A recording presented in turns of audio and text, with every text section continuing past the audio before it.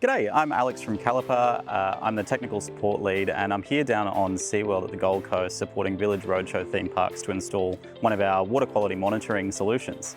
The interesting thing here is that the council is mandating particular restrictions and requirements that Village Roadshow theme parks has to meet. So we're supporting them to do that with our Captis Recharge data logging device and linking that with a pulsar microflow velocity radar sensor, as well as a Vega C21 height radar sensor, and also monitoring the water quality like the electrical conductivity, salinity, total dissolved solids to meet these requirements and make sure that they're not going to incur any fines or restrictions about their usage. Ultimately at Kallipr, what we love doing is solving customer solutions, and none more unique than the one here at SeaWorld.